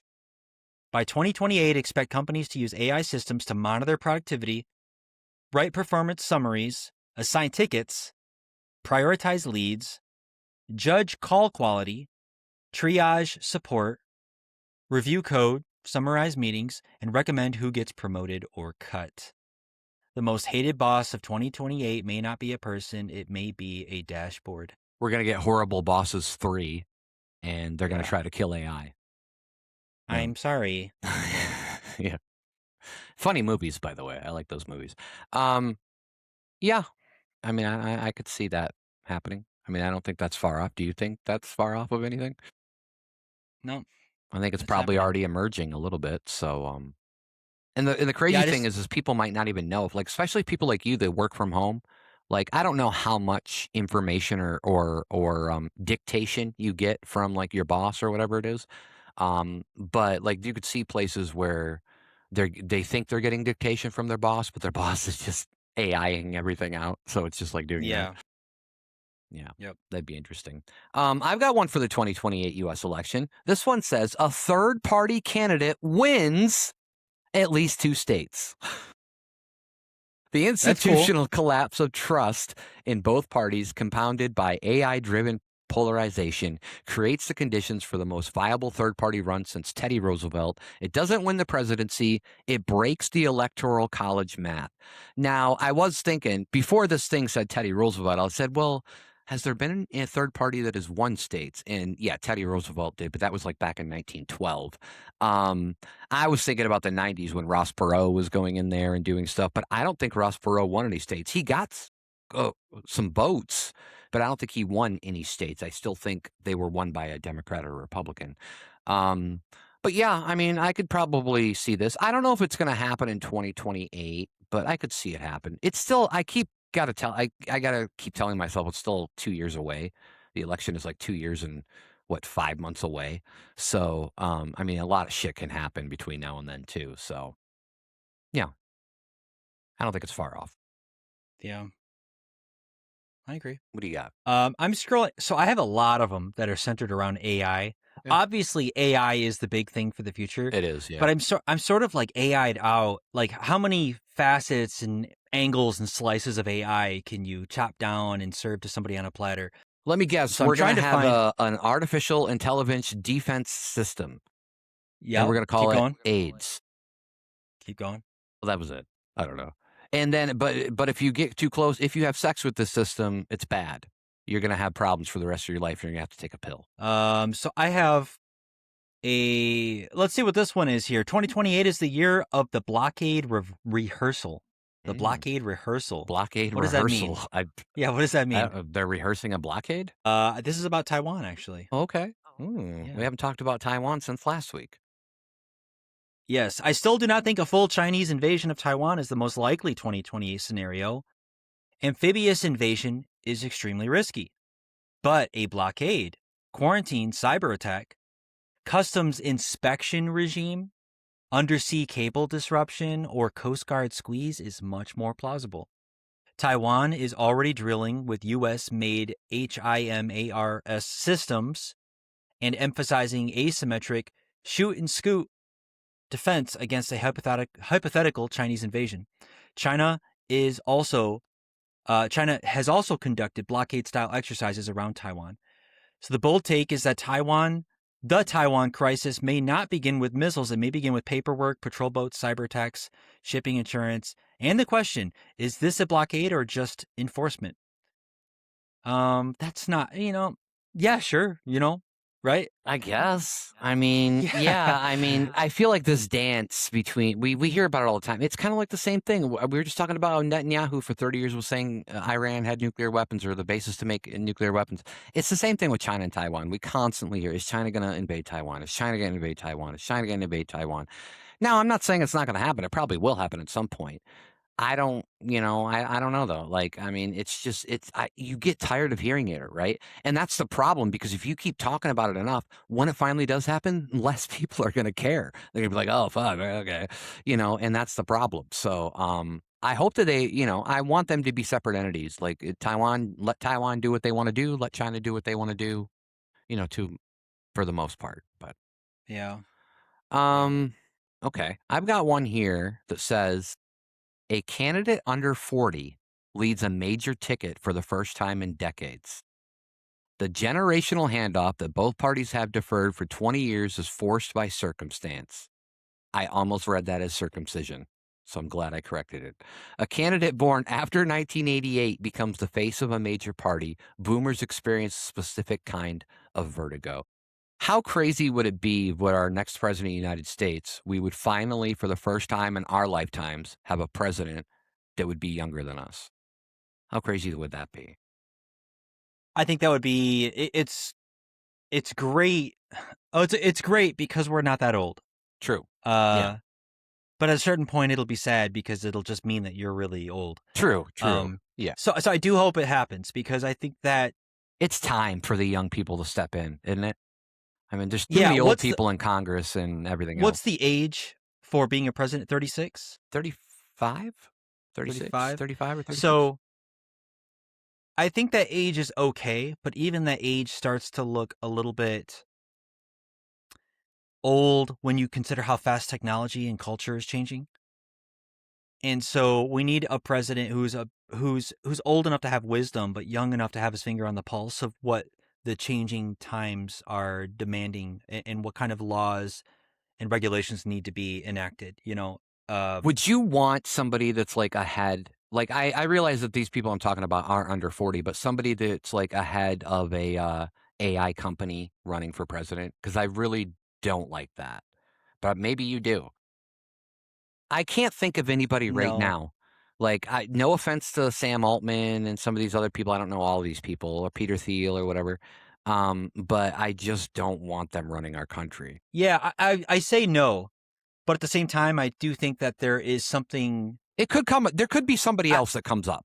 I mean, I and wi- whoever that could be. so I have this sick, insane part of my brain where I want a You want president chaos? who is I no, I don't want Oh, I chaos. thought you wanna watch the world burn every once in a while. I want a technologist. I want Oh, somebody who right, right. wants I to. want somebody who knows shit. I just don't know if I want them to be, like, the head of an AI company.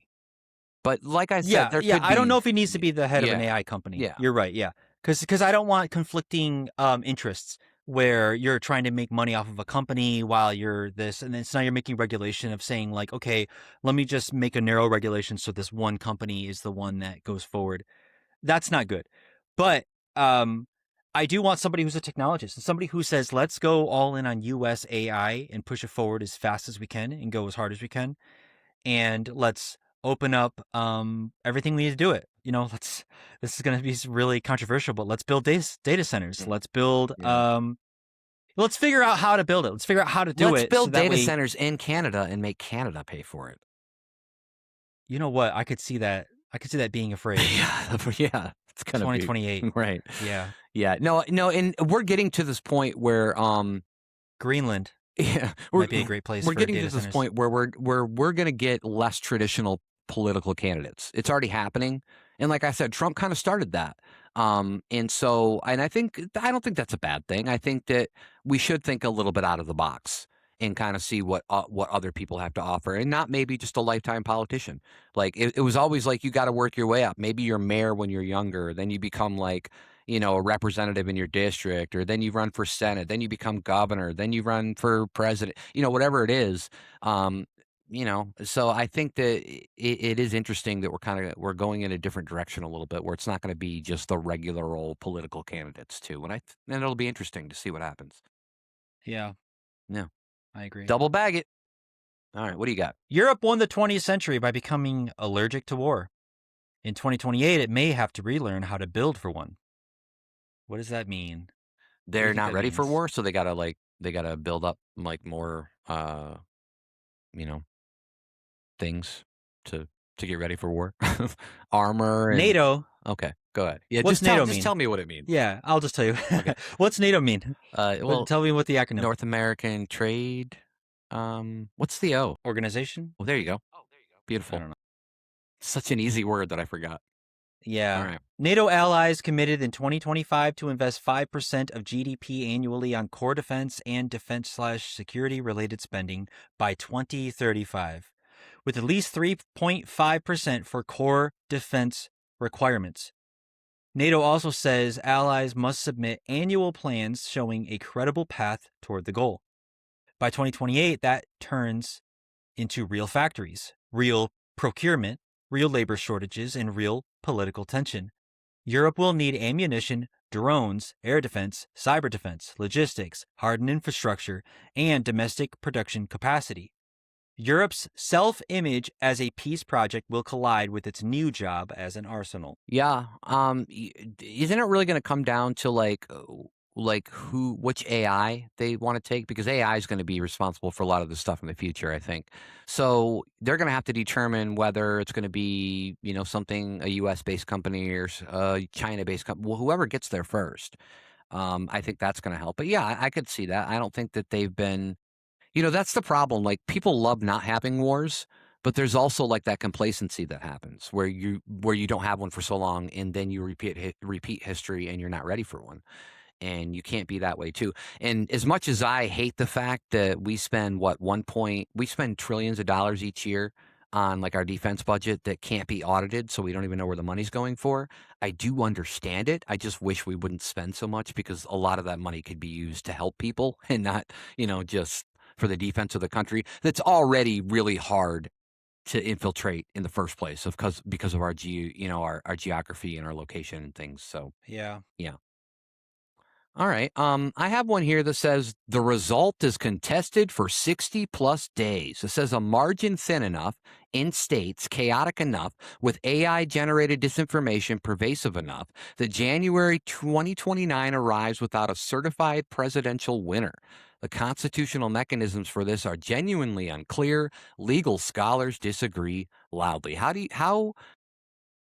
What are the odds that we could have a 100. situation where we don't know the winner until January of 2029. 100%. You think it's 100? Yeah, it's gonna happen, and I hate it. Yeah. Yeah. I don't know if it's 100. I could totally see it happening, but I don't I I just don't think want it to. yeah, I think it's gonna happen. All right. All right. All right, continue on with whatever you got. NASA is sending a nuclear-powered drone to fly over methane lakes on a moon of Saturn. That is not a sentence from a comic book. That is the plan. I wanted the fart lakes? The good old Saturn fart lakes? Onto the fart Yeah, the lakes. fart I think you're lakes. thinking of the sulfur lakes. Oh, the sulfur, yeah. Methane, Yeah, a yeah. little bit of methane. Yeah. NASA's Dragonfly mission is targeted no earlier than July 2028 and aims to send a rotocraft to Saturn's moon Titan, arriving in the 2030s. Titan is bizarre. Thick atmosphere with organic chemistry, methane lakes, prebiotic chemistry. It feels like it feels like science fiction because it basically is. Dragonfly will become the mission that makes regular people realize the solar system is not empty rocks. It is full of strange worlds. Mm. It's like a little kid's dream. Just thinking about being an astronomer. Something to go to bed at night. Yeah, think about. Stop thinking about all the bad things. Just start thinking about dream big, dream what's out there. Like think about what's out there, and one day you could live on. Where's that, Saturn? Wait, isn't Saturn all gas? I guess you can't live on Saturn. Saturn's moon, But the is moon, moon Titan. the Yeah. the moon. Okay, that's different. Yeah, Yeah. gotcha, gotcha. Yeah, it's a little different. All right, I have designer babies are legal in one jurisdiction. Ooh, not just disease prevention, trait selection. A country with minimal regulatory history and significant biotech investment passes a framework that permits germline editing for non medical characteristics. The global bioethics community loses its mind. The clinic has a 2-year wait list. Designer babies. So you can decide the child that you're going to have. Is that what they're trying to say? Yeah, Hmm. I don't know, man. I like it. I mean, it's interesting, but you're going to have a lot of religious fanatics not like that at all. They're gonna be like, "That's not how you make a baby." It just you gotta. But I do like the idea where you're gonna get to a point where you are gonna be able to make humans that are not susceptible to certain diseases. Maybe humans not gonna be susceptible to cancer or most common things that a lot of humans get. And I think that's cool, but I don't know. You know, you run some risks there. But all right. Yeah. All right, what do you got? I got a couple more, I think, and then that can be Yeah, I can give you about 2 more. okay. Yeah. All right, go for it. Before someone asks if you're emotionally available, they may ask if you're biologically real. Ooh, I asked that Yeah. anyways. Yeah. I've been asking that for years. I think there's certain bars you go to where you have to ask that Yeah, too. yeah, yeah. Uh, AI written bios, AI enhanced photos, AI flirting assistants, romance scams, deepfake, nudes, and fake profiles will force dating platforms to verify reality more aggressively. By 2028, a dating profile may need to prove this is your real face, this is your current age, this is your real voice, this photo is recent, this person is not an agent, this person is not married, this person is not a scam farm. The bold take is that dating apps will stop being mainly about attraction and become about trust. How are they going to be able to prove that? Well, it's going to be a lot of things that people don't like because you're going to need to give them information. Yeah. You know, I think it's going to be like, give us your social security number, give us your ID, Ooh, birth certificate, all yeah. that stuff. Yeah. But it's going to be the entrance fee for getting onto these things and proving that you're a real person. And I think people will pay it. Yeah, I think you're right. I think you're right. By the way, all those people that have the deep fakes out there of me, it's not that big. Just want to let people know. My head's much smaller in real life. Okay. All right, I got a couple here. How about this one? Brain-computer interfaces become consumer products, not Neuralink surgical implants, non-invasive BCI headsets that genuinely augment memory, focus, and processing speed hit the consumer market. Students use them, athletes use them, a school district bans them, a court overturns the ban. Well, they really get like specific on some of these things at the end. Um, I'm a little worried about this one because I mean, I know this is probably going to happen, but we could totally see a situation where, and this one's saying non-invasive, but I could see a situation where Neuralink becomes bigger and all that, and people are getting it injected. Rich people, maybe the ones that can afford it, and all of a sudden they're just 1,000 times smarter, and that's kind of scary to me. I don't know if it scares you, but I like it for medical purposes. I just don't want it for people who just want to be like use it for power. You know what I'm saying? To with knowledge, having the knowledge to be more powerful. So those are my Yeah, thoughts. Yeah. All right. I agree. All right. All right. All right. Double bag it. All right. What do you got? You got Double one bag more? it, You think we need one toe more? tag it. Let's get one more.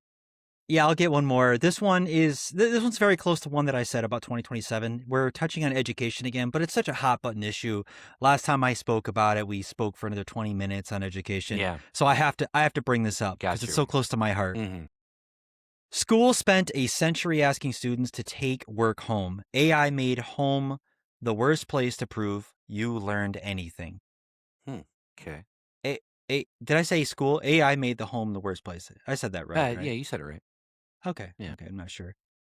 All right, here we go. So by 2028, traditional homework is broken unless redesigned. Essays, summaries, worksheets, code assignments, discussion posts, study guides, take-home exams, all can be generated, polished, translated, and explained or faked with AI. The response will be oral exams, live demonstrations, in-class writing, project defenses, portfolio work, process logs, apprenticeship style assignments, and teacher student interviews. AI kills homework and resurrects the medieval oral defense. Ooh, who hasn't used that in a in Yeah. a in a hot night with your spouse?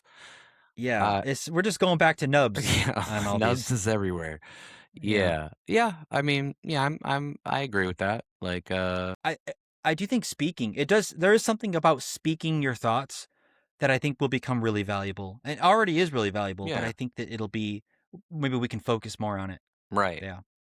I mean, especially in the age of social influencers and things like that, Well, it not only just for the sake of proving you've learned things, but also like what are the skills that humans are going to need in the future anyway? It's like speaking into a camera is one of those things that still will have value, I think, for quite a bit, even though we're going to have like AI influencers and stuff. right. I think school gets two effects. Number one, it can verify that you actually learned something because now you're having to speak it. And then the second thing is that you also get to improve your speaking skills, which Yeah. is like insanely important for the world. It is, it's very important. We all remember getting up in front of the class when we were younger and being like, "Hey, I saw your deep fake online." And I'm like, "Damn it." Yeah. Yeah, it was rough. Yeah. All right.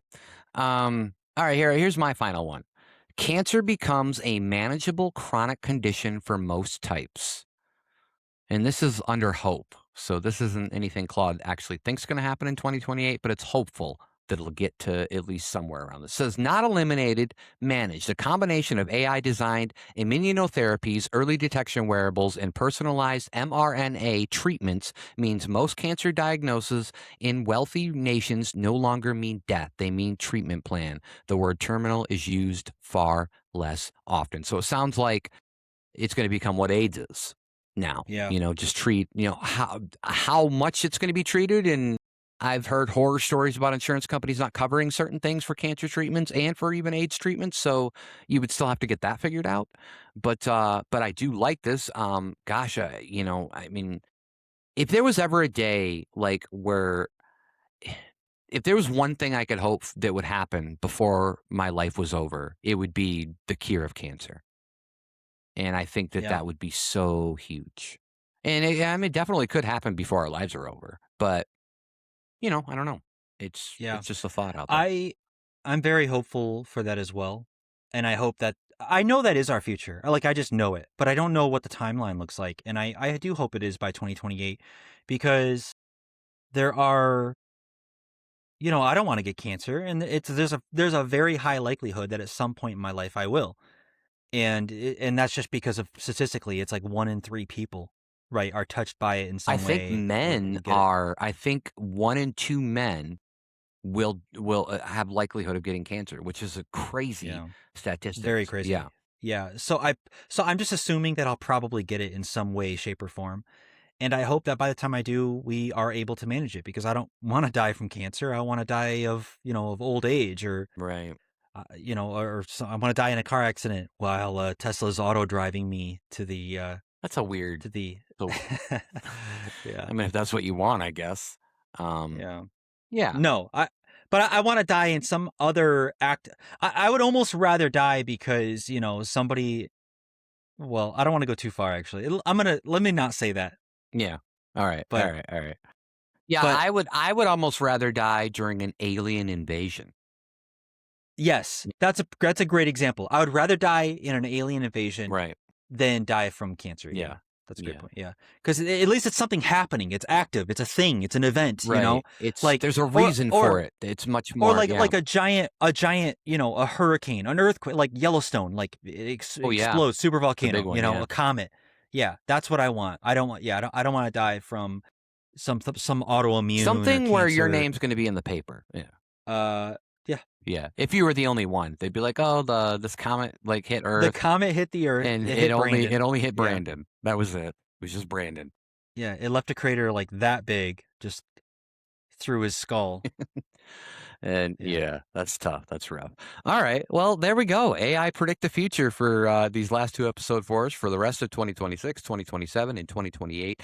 I guess people, if you're listening to this, if you're watching us, comment below on what you think AI might have gotten right or what you think might happen in the future.